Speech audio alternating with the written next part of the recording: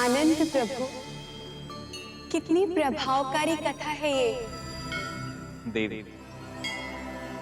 कथा केवल कथा ही नहीं होती, हर कथा में एक मर्म होता है। यदि मनुष्य उस मर्म को पहचान अपने जीवन को उन्नत बनाने के मार्ग पर चले तो उसके जीवन में कभी कोई कष्ट ही ना आए। हनुमान की इस यात्रा में उन पर आया हुआ ये कष्ट समाप्त तो होगा ना प्रभु? नारायण नारायण प्रभु, हनुमान की सहायता कीजिए, हनुमान की सहायता कीजिए प्रभु। प्रभु, दुष्टला की मां वन की ओर जा रही है। हाँ प्रभु, और प्रभु आप तो जानते ही हैं कि मैं स्त्रियों से नारायण नारायण दूर ही रहता हूं प्रभु। और प्रभु, उसकी मां तो देवऋषि, आप उनकी सहायता करना क्यों चाहते हैं? हनुमान स्वयं इतने सक्षम हैं कि अपनी सहायता कर सकते। आपका कार्य तो उनके मार्ग में अड़चन डालना है प्रभु, मैं जानता हूं। और प्रभु, मैं वही कर भी रहा हूं। किंतु प्रभु, हनुमान को किसी भी प्रकार का दैहिक कष्ट न पहुंचे, मैं तो बस। देवऋषि, आपसे कहा क्या गया था और आप कर क्या रहे हैं? आपको क्या कहा गया? आपको इस समय कहां होना चाहिए और कहां हैं आप? मैं जानता हूं प्रभु, मैं जानता हूं कि मुझे उस डायन को हनुमान के विरुद्ध भड़काना। किंतु प्रभु, एक तो मैं स्त्री की छाया से भी दूर रहता हूं, नारायण नारायण, और दूसरा वो डायन, नारायण नारायण, वो तो स्वयं की भड़की हुई है प्रभु। प्रभु, मेरी आपसे केवल एक ही विनती कि हनुमान को किसी भी प्रकार का दैहिक कष्ट ना दे प्रभु, दैहिक कष्ट ना दे प्रभु, इस प्रकार की परीक्षा लेना तो अनुचित है ना? देवी, उचित और अनुचित का निर्णय अंत में होता है। अभी तो यह प्रसंग आरंभ हुआ, आप अभी से निर्णय कैसे ले सकती हैं? प्रभु, देवर्षि नारद जी ठीक कह रहे हैं। हनुमान को किसी प्रकार का दैहिक कष्ट न हो। परीक्षा में कष्ट तो होते ही है ना देवी।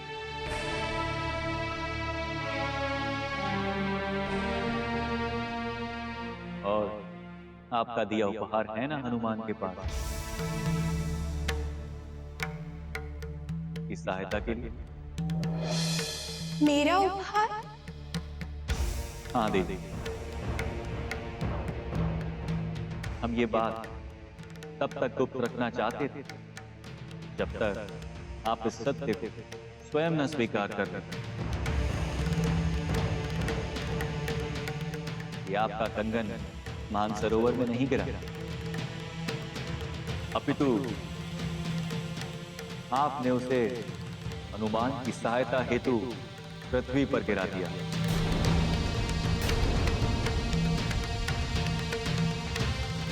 कहें देवी, ये सत्य है या नहीं? ओ प्रभु, मैं तो मात्र हनुमान की सहायता करना चाहती थी,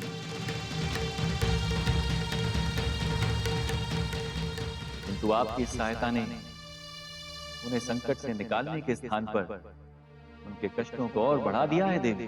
वो कैसे प्रभु? वो हम आपको बाद में बताएंगे। नहीं प्रभु, आप मुझे अभी बताइए ताकि मैं आगे से ध्यान रख सकूं। इस एक प्रसंग को हल करने में हनुमान को कुछ और समय लगना चाहिए, किंतु आपकी सहायता से वो शीघ्र ही इस प्रसंग से बाहर आ जाए।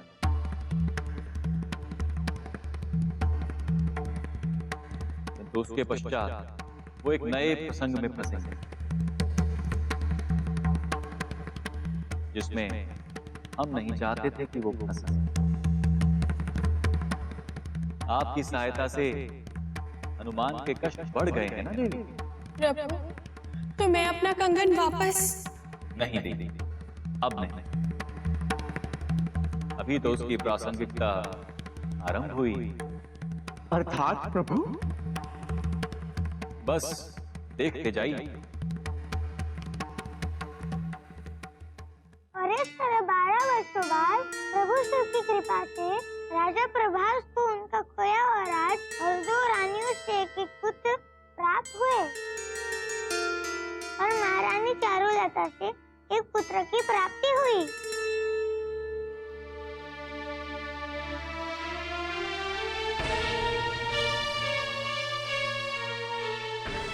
अरे वनदेव, आप रो क्यों रहे हैं? मुझे क्षमा कर दीजिए हनुमान, मुझसे भूल हुई। मैंने बहुत पाप किए हैं। पता नहीं प्रभु की कृपा मुझ पर होगी भी या नहीं। आप विलाप ना करें वनदेव,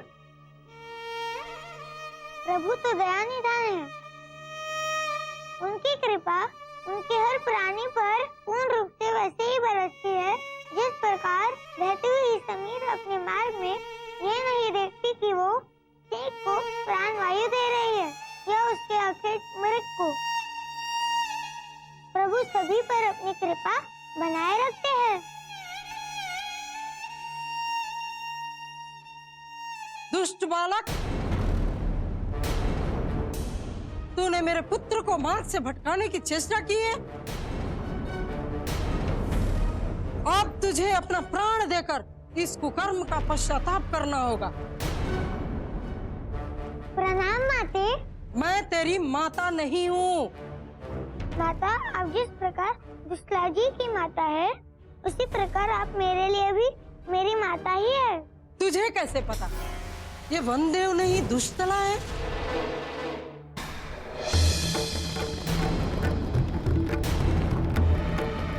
इस कंगन को देख रही हैं आप? इस कंगन के पार देखने पर मुझे वनदेव दुष्टला जैसे दिखाई दिए थे। मुझे आपके पुत्र का अस्तित्व पता चल गया है। ऐसा कैसे हो सकता है?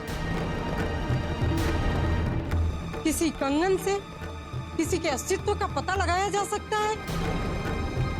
ये असंभव है। आप स्वयं देख लीजिए माते।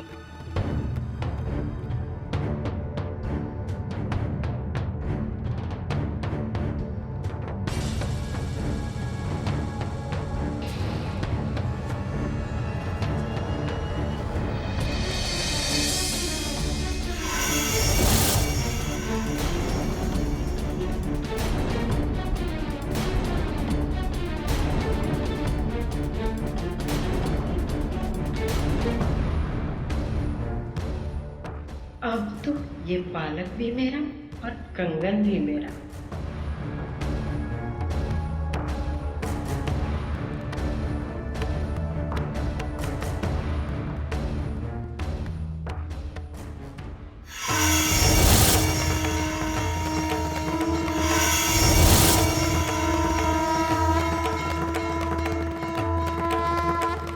प्रभु, आप मेरी मुक्ति कीजिए। मुझे क्षमा करे प्रभु।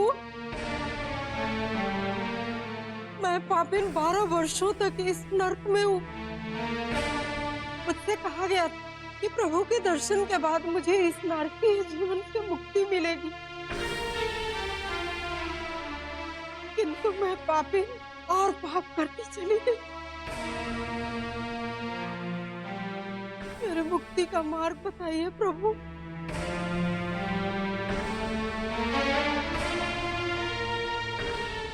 देखिए, आपको मेरे चरणों में गिरने की कोई आवश्यकता नहीं है।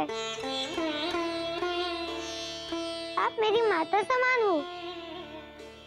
आप यदि अपनी और अपने बेटे की मुक्ति कराना करना चाहती है तो आप इस श्रावण के बाकी बचे 4 सोमवारों का प्रभु शिव का व्रत करें। प्रभु की कृपा से आपकी मुक्ति अवश्य हो जाएगी। हमें हमारी मुक्ति का मार्ग बताने के लिए धन्यवाद हनुमान। अब ये व्रत करते हुए मैं भी अपनी यात्रा पर निकल जाती हूँ। कोई और भी है जिनसे मुझे क्षमा मांगनी है। सभी का कल्याण हो, मन में ऐसे ही धारणा रखिएगा। अवश्य हनुमान, अवश्य।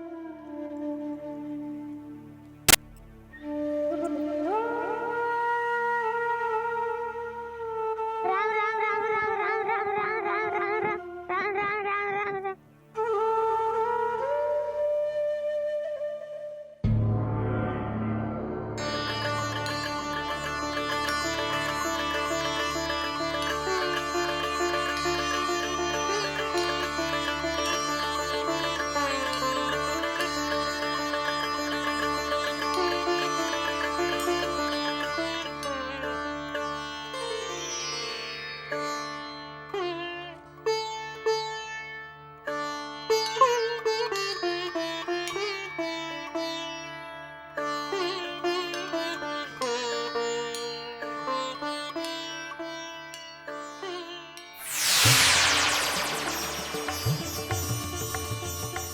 अंजना, ये चमत्कार! पूजा कीजिए नाथ, प्रभु प्रार्थना के बीच और कोई विचार नहीं। किंतु अंजना, बाद में।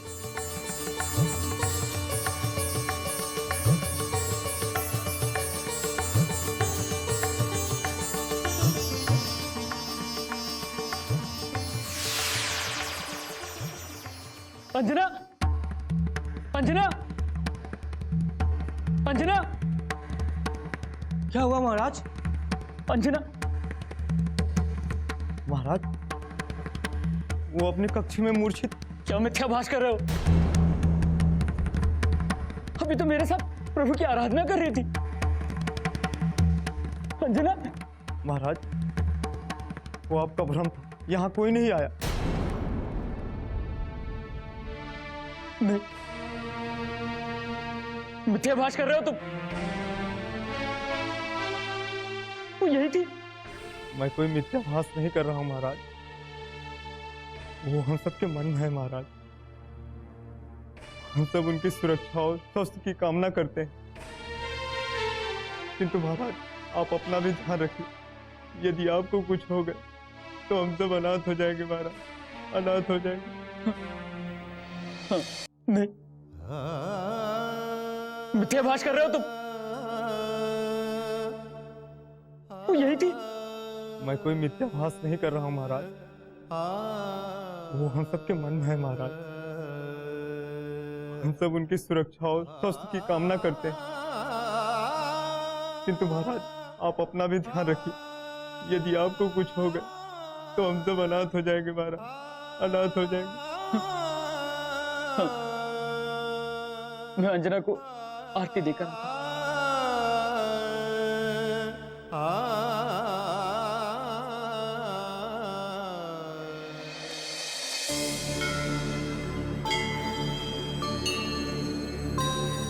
देख रहे हैं प्रभु, अंजना के अस्वस्थ होने पर भी केसरी आपकी पूजा का नियम बनाए हुए है। देवी,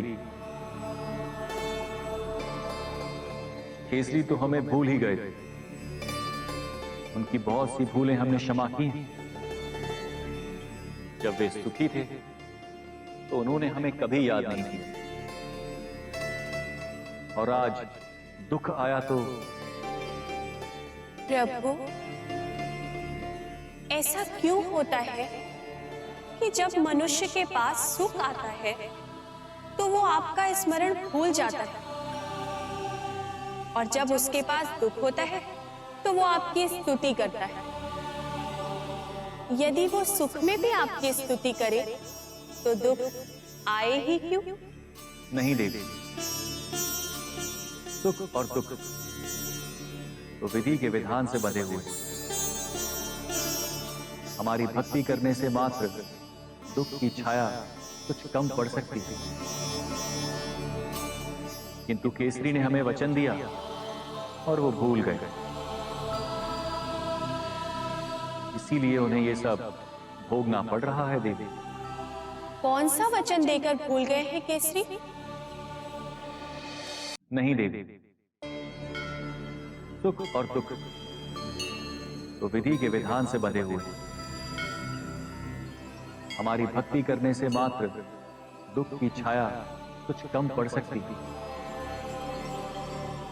किंतु केसरी ने हमें वचन दिया और वो भूल गए। इसीलिए उन्हें ये सब भोगना पड़ रहा है देवी। कौन सा वचन देकर भूल गए हैं केसरी? देवी, जब से केसरी ने राजगद्दी संभाली वो पूजा पाठ बिल्कुल ही भूल गए हैं, जबकि उन्होंने सिंहकेशा से केसरी बनने के उपरांत ये वचन दिया था कि प्रतिदिन अंजना के साथ हमारी स्तुति करेंगे। तो क्या आप अपनी स्तुति ना होने से कुपित है प्रभु? नहीं देवी, हम हमारी वंदना न होने से कुपित नहीं, किंतु दिए गए वचन की लाज ना रखने का फल तो केसरी को भोगना ही होगा। आज उन्हें याद आ रहा है कि प्रभात में अंजना पूजा किया करती थी। क्या कभी पूर्व में वे अंजना के साथ इस मंदिर में दिखे? प्रभु, केसरी आपके प्रिय भक्त हैं। उनसे भूल हो गई है, उन्हें क्षमा कर दीजिए। क्रोध न कीजिए प्रभु। हम केसरी से क्रोधित नहीं हैं देवी। हम ये बात नहीं बोल रहे हैं कि आप प्रतिदिन हमारा भजन करो या भोर से संध्या तक हमारा गुणगान करते रहो। नहीं, हमें नहीं चाहिए ये सब। आप यदि अपने सर्व कर्तव्यों का पालन पूर्ण रूप से करें तब भी हम प्रसन्न होते हैं देवी। किंतु हमें उस व्यक्ति से आपत्ति है जो केवल आपत्ति में ही हमें याद करे। मैं समझती हूँ प्रभु, किंतु आप ही कहते हैं ना, मनुष्यम जीवम त्रुटि करिष्यामि, अर्थात मनुष्य त्रुटि करता है और आपका कर्तव्य है उसे क्षमा कर देना। किंतु देवी, एक सीमा तक, उसके उपरांत उसे उसके कर्मों का फल भोगना ही होता है। और देवी, आप कदाचित हमारे कहने का आशय नहीं समझ। आज केसरी को पूजा और मंदिर दिखाई पड़ रहे हैं। जब अंजना और हनुमान दोनों पूजा कर रहे थे तब भोर में इन्हें ऐसा कौन सा कार्य आ जाता था कि ये एक भी पल हमें समय नहीं दे पा रहे थे, जबकि इन्होंने हमें वचन दिया था। प्रभु, मैं समझ गई और आज ये लीला उनको ये आभास कराने के लिए है कि वचन का पालन ना करने का क्या दुष्परिणाम होता है। अस्तु। लीला से याद आया प्रभु, नारद जी कहाँ रह गए? अब तक तो उन्हें यहाँ आ जाना चाहिए था, आए क्यों नहीं? देवी, अब आप बात बदलने की चेष्टा कर रही हैं। प्रभु,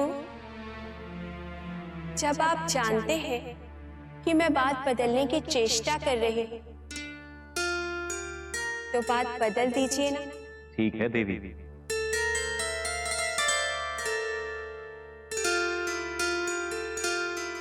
किंतु देवी,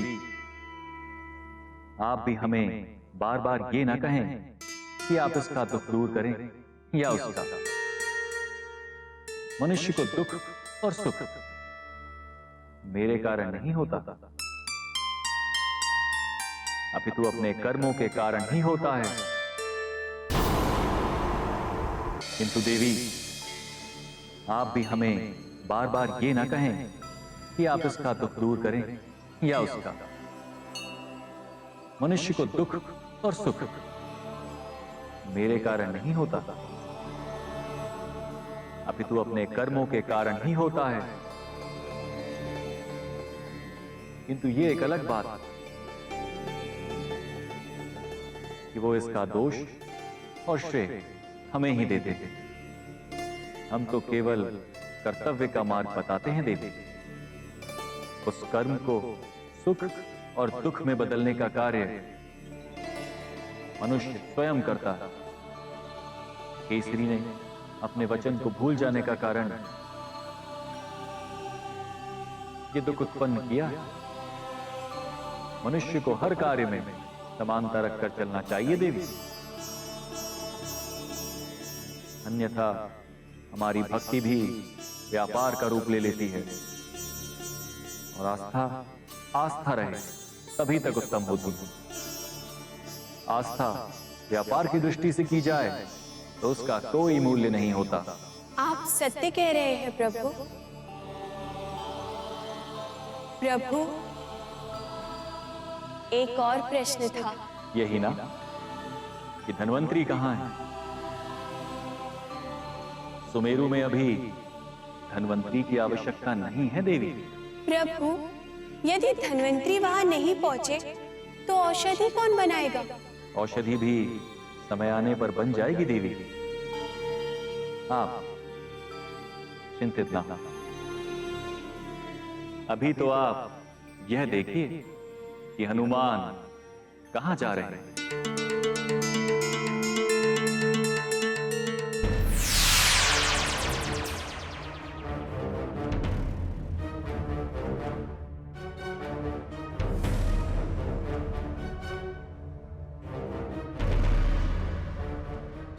ये मैं कहा? मैं तो आयुर्लोक से निकला था, ये तो अचानक सुमेरु को बाहर कैसे आ गया? हे प्रभु, ये कैसा चमत्कार! चलो यहां से भ्रमण करते हुए राजमहल की ओर चले जाते।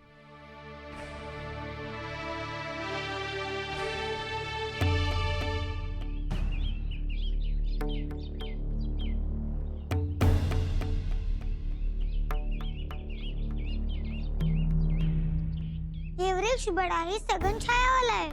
कुछ देर यहीं बैठकर विश्राम करता हूँ, फिर आगे की यात्रा करूँगा। हे प्रभु, मेरी माता की रक्षा करना।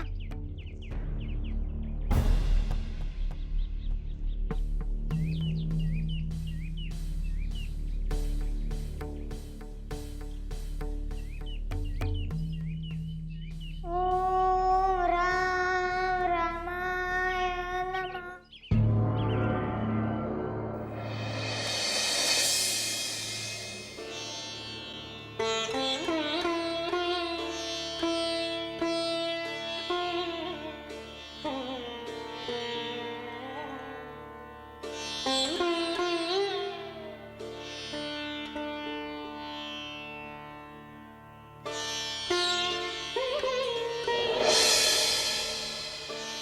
अंजना, अंजना, आंखें खोलो अंजना।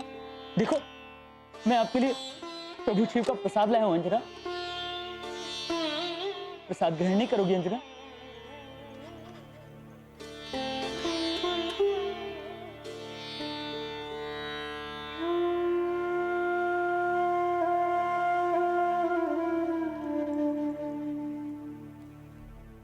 अवश्य ग्रहण करूंगी।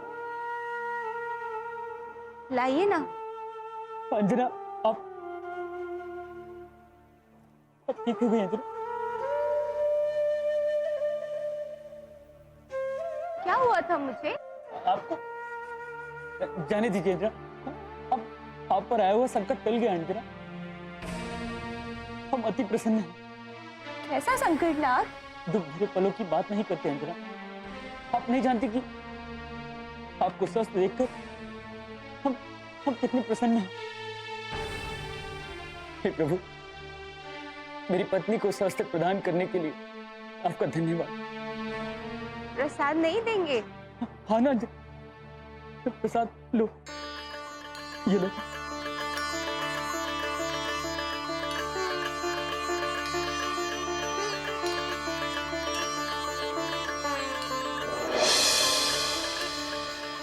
महाराज, महाराज।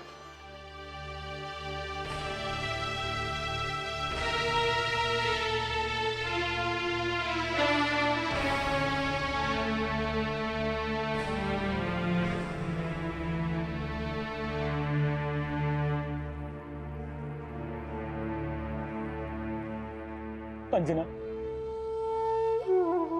आंखें खोलो अंजना। अंजना, आपके बिना हम निष्प्राण हो गए हैं अंजना। आपने हमें वचन दिया था कि आप इस श्रावण में हमारे साथ प्रभु की आराधना करेंगी। अंजना, आप अपना वचन पूरा नहीं कर रही हैं। अंजना, जागिए अंजना। अंजना, अंजना, जागिए अंजना।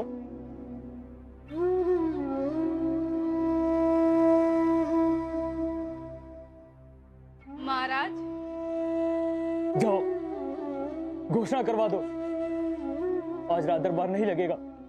जी महाराज। ये वो औषधि पत्र है जो धन्वंतरी जी ने वन से मंगवाए थे। वहां रख दीजिए। जी महाराज।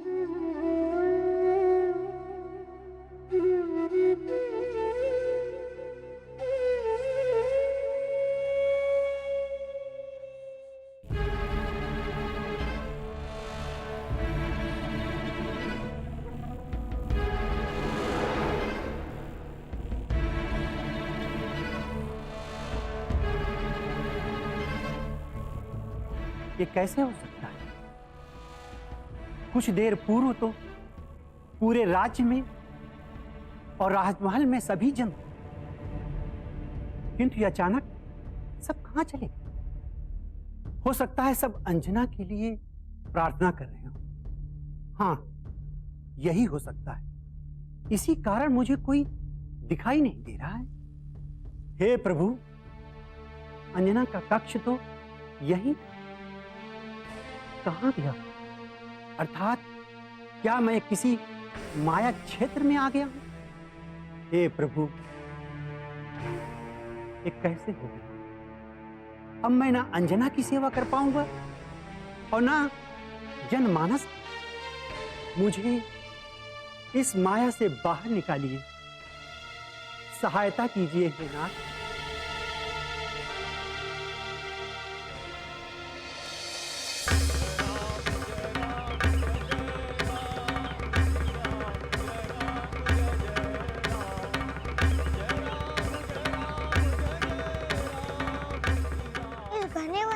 प्रभु का भजन कहीं मैं नहीं, मैं स्वप्न नहीं देख रहा हूँ। ये सत्य है। कदाचित इस वन में कोई प्रभु का भक्त रहता है। मुझे उससे भेंट करनी चाहिए और इस वन से निकलने का छोटा मार्ग पूछना चाहिए।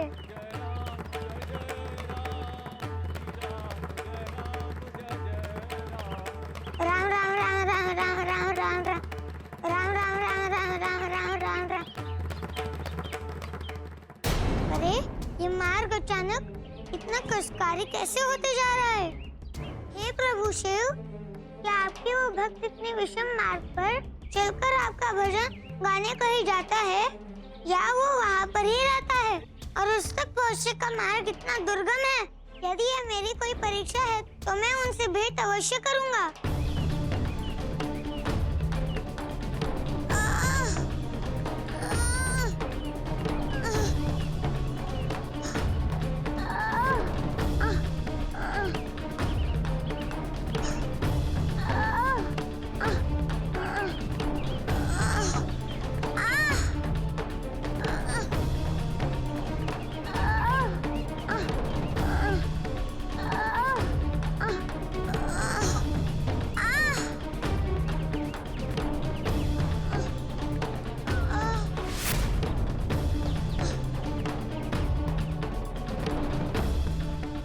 कंटकों पर चलकर ही पार किया जा सकता है।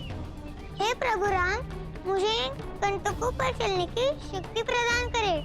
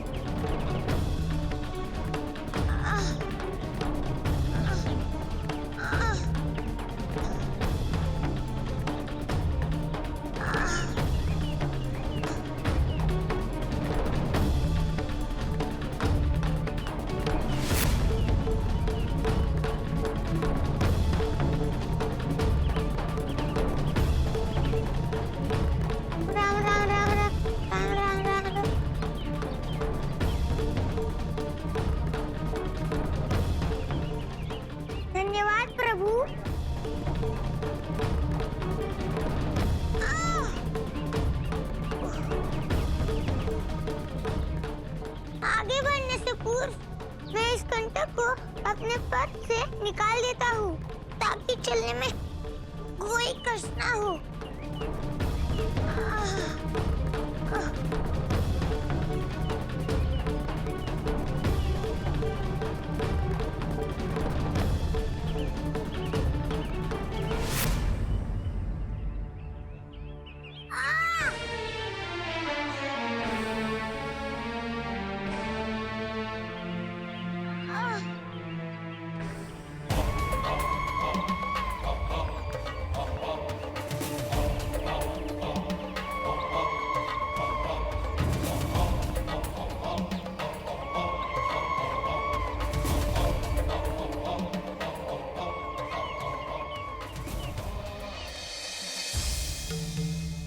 प्रभु, प्रभु ये तो ब्रह्म राक्षस। हाँ देवी। प्रभु, ये तो हनुमान के पग से निकलते हुए रक्त को सूंघते हुए उन्हीं की ओर। ये हनुमान के पग से निकले रक्त की गंध की टोह लेते हुए उन्हीं की ओर जा रहा है। और ये वही अर्चन है जिसके विषय में हम आपसे कह रहे हैं। अर्थात ये देवी कि दुश्चला और उसके मां की समस्या आपके कंगन के कारण कुछ समय पूर्व ही हल हो गई। प्रभु, ये तो हनुमान के पग से निकलते हुए रक्त को सूंघते हुए उन्हीं की ओर। ये हनुमान के पग से निकले रक्त की गंध की टोह लेते हुए उन्हीं की ओर जा रहा है। और ये वही अर्चन है जिसके विषय में हम आपसे कह रहे हैं। अर्थात ये देवी कि दुश्चला और उसके मां की समस्या आपके कंगन के कारण कुछ समय पूर्व ही हल हो गई। और जो समय बचा है ये उसी का प्रभाव। तो क्या इसका उद्धार भी हनुमान के द्वारा ही होगा प्रभु? यह तो समय ही बताएगा देवी कि हनुमान के द्वारा इसका उद्धार होगा या इसके द्वारा हनुमान को हानि। प्रभु, तो क्या इससे हनुमान की हानि हो सकती है? समय की बलिहारी है देवी। मैंने तो आपसे कहा ही था ये कार्य का प्रभाव दूसरे कार्य पर अवश्य पड़ता है। प्रभु, आपने मेरे प्रश्न का उत्तर नहीं दिया। आपके प्रश्न का उत्तर हमारे वचन में ही है देवी। हमने आपके प्रश्न का उत्तर ही दिया है। तो मैं ये समझूं कि हनुमान पर ब्रह्म राक्षस वार करेगा? जैसी हमारी पत्नी की इच्छा। नहीं प्रभु, मैंने ऐसी इच्छा कब की? देखिए देवी, आपकी इच्छा पूर्ण होने वाली है।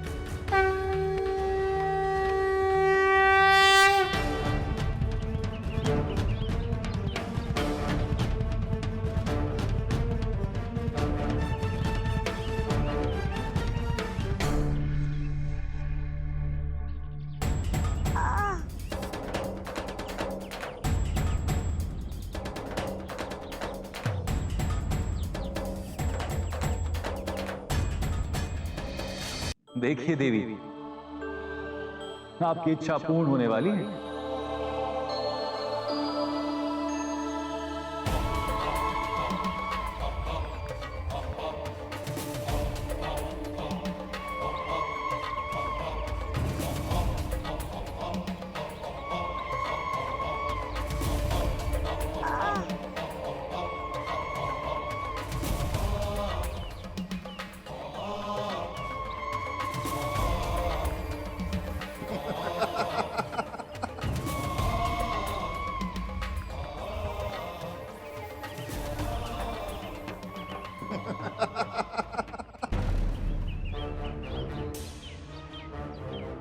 आपको देखकर मैं अनुमान लगा सकता हूँ कि आप एक ब्रह्म राक्षस हैं। किंतु आप मेरे मार्ग में क्यों है ये मैं नहीं जानता।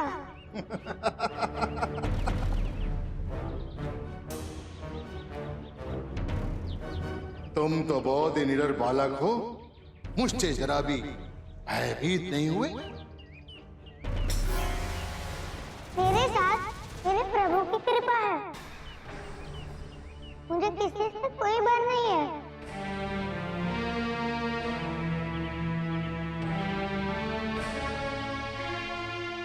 तो आज तुम्हारे भय का प्रायश्चित करना होगा।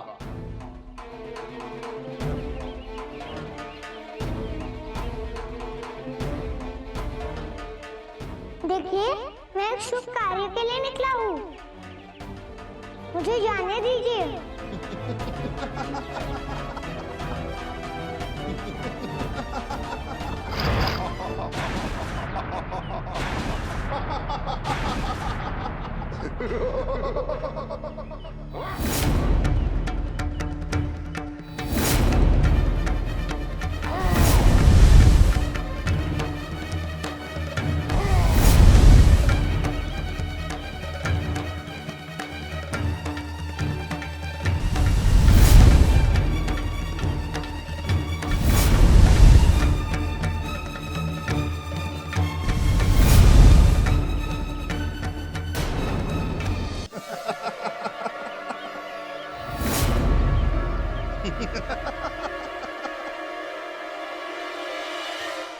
चपल है तू, आनंद आएगा। तेरे रक्त का पान करते मुझे बहुत ही आनंद आएगा।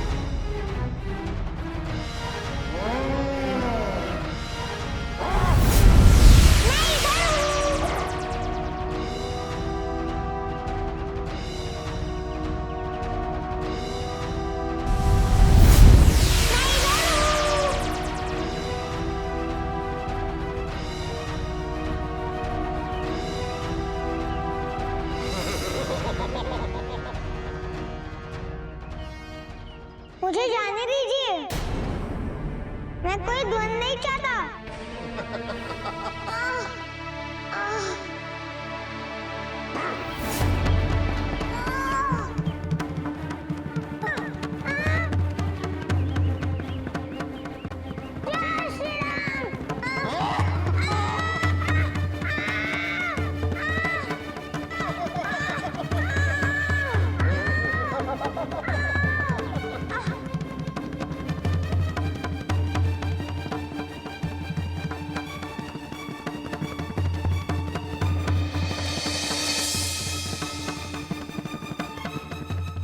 देवी, आप इतनी उद्विग्न क्यों हैं? प्रभु, ये आपने क्या किया? मैंने ऐसी इच्छा कब की थी? देवी, मैंने क्या किया? मैंने तो आपको पूर्व ही सावधान किया था। मैंने कब कहा था प्रभु कि ये ब्रह्म राक्षस हनुमान पर वार करे या फिर उसे पकड़ ले? कदाचित हमारे सुनने में भूल हुई है देवी, और नियति को आपकी यही बात लगी हुई।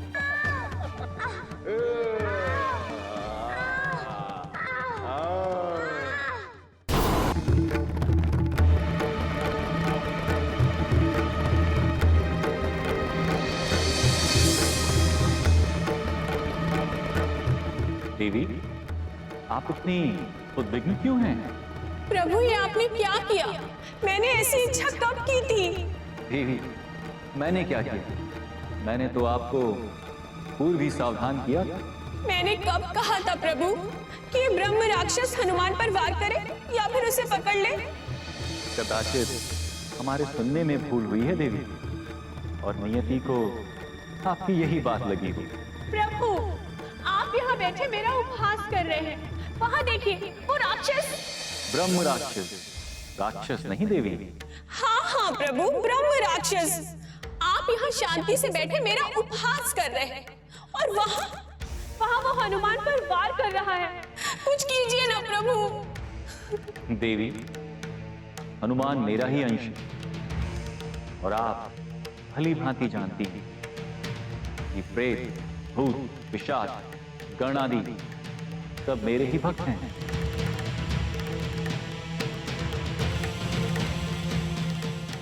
प्रभु,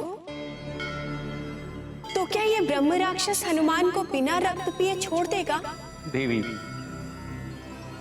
ऐसा मैंने कब कहा कि ब्रह्म राक्षस हनुमान को छोड़ देगा? रक्त पीने की उसकी ये मंशा तो हनुमान को पूर्ण करनी ही होगी, और यदि नहीं कर पाए तो क्या होगा प्रभु?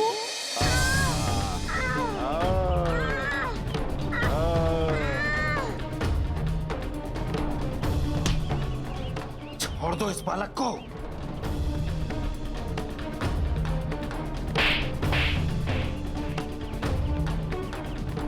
भाग यहां से, अन्यथा भाग।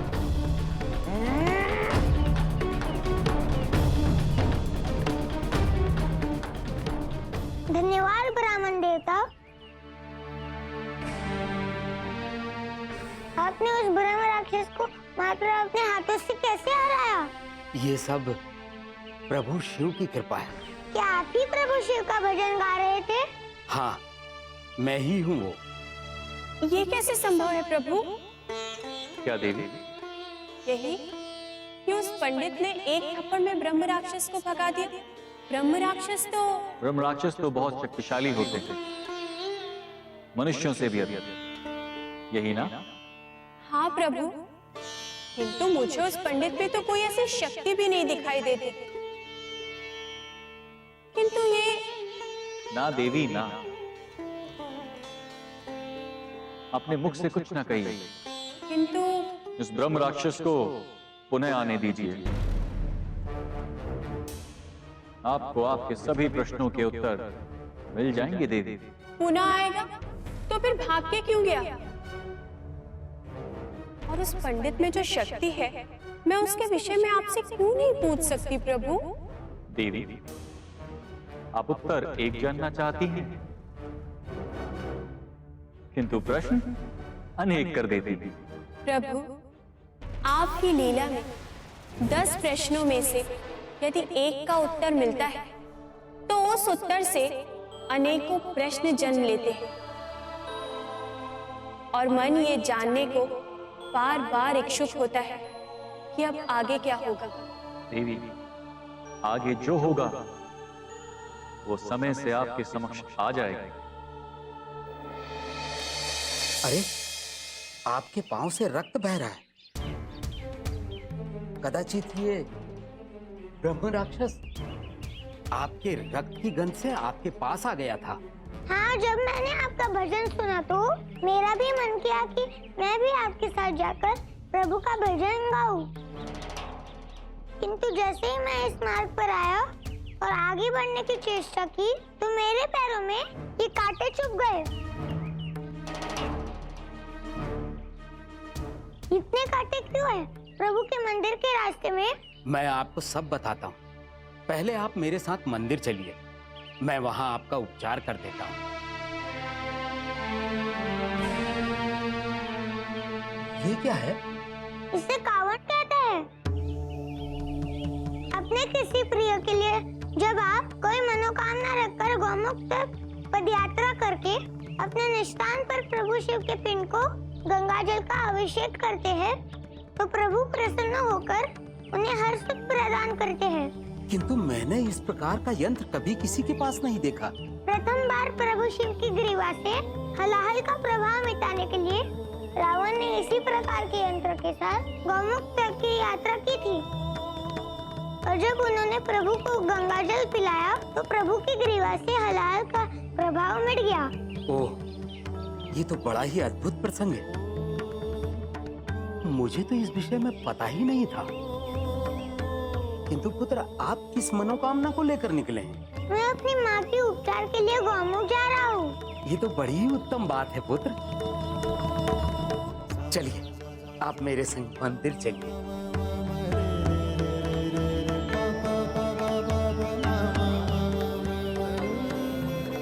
चलिए।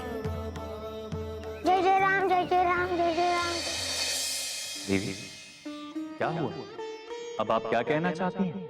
मैं तो अभी तक हतप्रभ हूँ स्वामी कि हनुमान जो किसी की भी सहायता करने के लिए अग्रसर रहते हैं, अपनी पीड़ा भूलकर किसी की भी पीड़ा मिटाने के लिए अग्रसर हो जाते हैं। वो और मैं कुछ समझ नहीं पा रही हूँ स्वामी, क्या अंजना के वियोग का दुख हनुमान के मन पर ऐसा असर डाल रहा है कि सामने से किसी की सहायता के अनुनय को वो अन्य काल के लिए स्थगित कर दे। देवी, ये सत्य है कि हनुमान को अंजना से वियोग का दुख,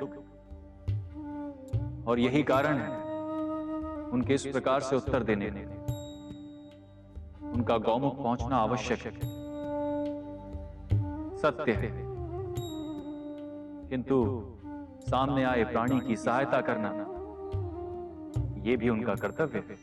मैं नहीं देवी, आप हमें हनुमान की सहायता करने के लिए नहीं कहेंगी।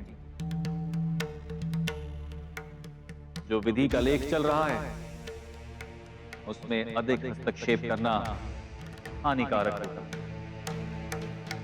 स्वामी, एक तरफ तो आप कह रहे हैं कि किसी की सहायता ना करने से उनकी यात्रा के फल पर प्रभाव पड़ेगा, और आप ये जानते हैं स्वामी कि हनुमान ये यात्रा अंजना का जीवन बचाने के लिए कर रहे हैं, उस विष के प्रभाव को मिटाने के लिए कर रहे हैं, जिस विष की उत्पत्ति आपके द्वारा चिरायु को दिए गए वरदान से हुई।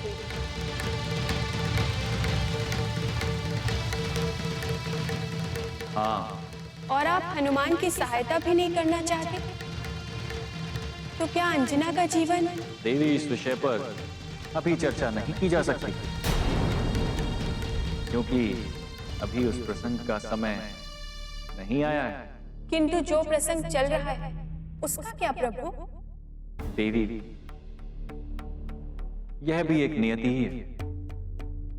इससे हनुमान को इस शिक्षा मिलेगी कि मनुष्य जिस समस्या से दूर भागना चाहता है, वस्तुतः वह समस्या उसके पीछे नहीं अपितु आगे आके खड़ी हो जाती है। मैं आपकी बातों का अभिप्राय नहीं समझी स्वामी। समस्या पीछे के स्थान पर आगे कैसे? देवी, हनुमान ने सहायता से मना नहीं किया, अपितु वो चाहते हैं कि पहले वे गौमुख जाएं। किंतु प्रभु, आपका ये किंतु मुझे सदा चिंतित करता है। देवी, ये किंतु परेशान करने वाला किंतु नहीं है। ये किंतु वो किंतु है जब मनुष्य के हृदय में आता है तो ना जाने कितने और अन्य किंतु जन्म ले लेते हैं, और उनमें से एक किंतु उनकी सभी समस्याओं का हल निकाल देता है। किंतु नहीं देवी, ये समस्या का हल निकालने वाला किंतु नहीं, ये तो समस्या वाला किंतु है। किंतु ऐसे कहिए। स्वामी, देवर्षि की भांति आप मुझे वाणी चपलता में भ्रमित कर रहे हैं। आप मुझे अपने किंतु का अर्थ बताइए। मेरे किंतु का अर्थ?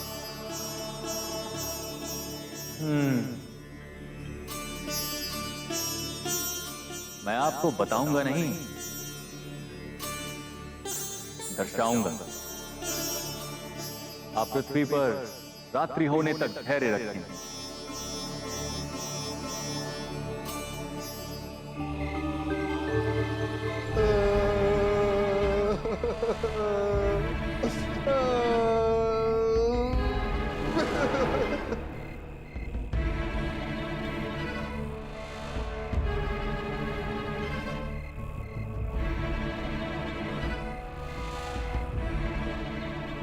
वो अब ठीक नहीं हो सकता, आप व्यर्थ ही प्रयास कर रहे हैं। मुझे प्रयास करने दीजिए। अंततः आप उसको खोजना क्यों चाहते हैं? मुझे उसकी इच्छा पूर्ण करनी है। हनुमान को उस ब्रह्म राक्षस से हानि होने की संभावना है प्रभु।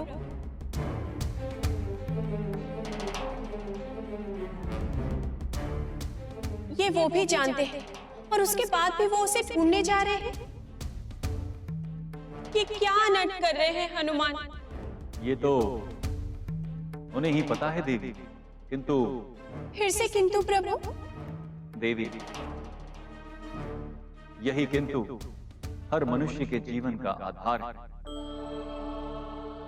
यदि मनुष्य इस किंतु को पकड़कर चलेगा तो पंडित की तरह कोई भी ना तो लालची होगा और ना ही उसके परिणाम स्वरूप अपने परिवार को खो पाएगा। कोई कार्य आरंभ करने से 2 क्षण पहले हमें उसका किंतु जान लेना चाहिए। यदि ये कार्य हो गया तो कल को किसी को हमें किसी किंतु का उत्तर किसी अन्य परंतु में न देना पड़े। अब आप इस किंतु का रहस्य बता ही दीजिए प्रभु। कोई कार्य आरंभ करने से 2 क्षण पहले हमें उसका किंतु जान लेना चाहिए। यदि ये कार्य हो गया तो कल को किसी को हमें किसी किंतु का उत्तर किसी अन्य परंतु में न देना पड़े। अब आप इस किंतु का रहस्य बता ही दीजिए प्रभु।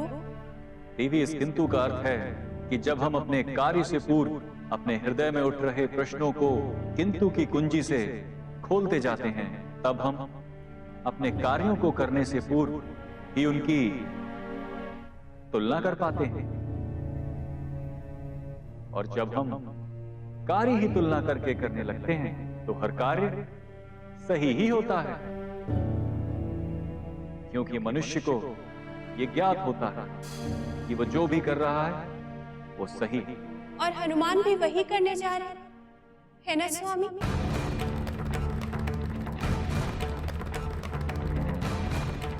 अस्तु देवी।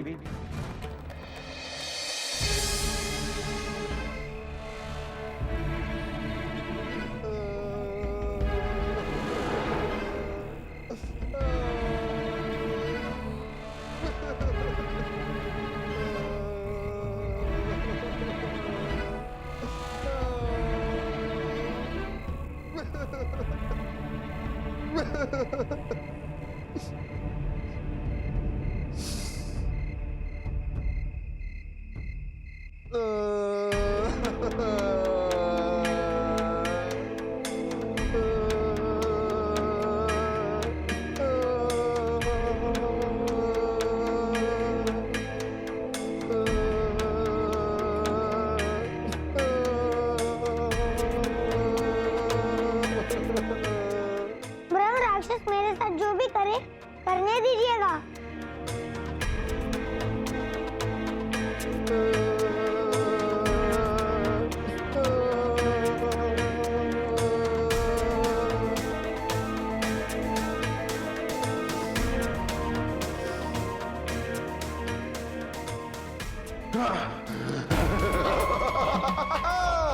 अब मैं तेरा रक्त पीऊंगा।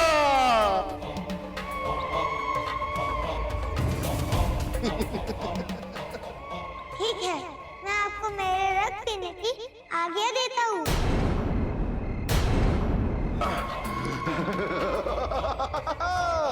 अब मैं तेरा रक्त पीऊंगा।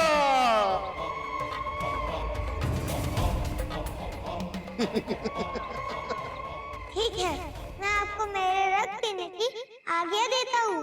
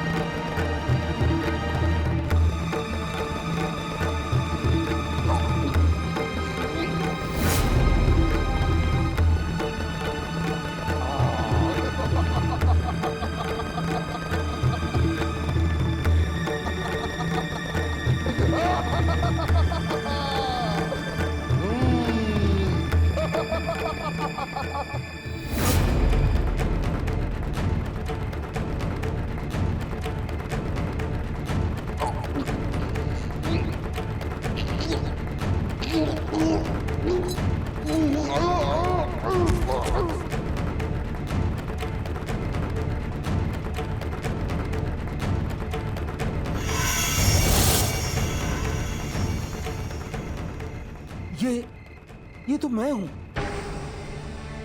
ये तो ब्रह्म राक्षस बनने से पूर्व का रूप है। ये कैसा चमत्कार है? प्रभु श्री राम के प्रताप से इसके अंदर से सारा पाप मिट गया है और अब ये भी मनुष्य मात्र है।